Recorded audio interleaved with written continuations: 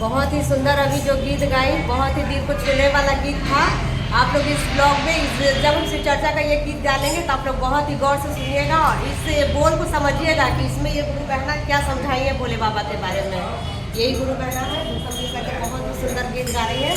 और यहाँ पर ये भोले बाबा का मंदिर है पीछे में। अब इसके बाद भी एक से एक सुंदर सुंदर गीत आप लोग को सुनने के लिए मिलेगा। चलिए देखते हैं अब अगला गीत हम लोग का कौन सा रहता है भजन। चलिए बहना सुनाइए। तो हमको तो थोड़ा लेट हो गया क्योंकि घर में जानते ही हैं बच्चों के साथ ही पति का सेवा करने के साथ ही शिव चर्चा में हम लोग गुरु बहना सब लोग जुड़ते हैं।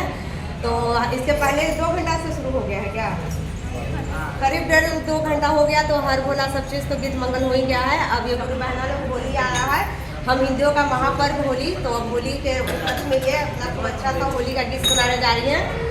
चलिए सुनते हैं, आप लोग को भी सुनाते हैं।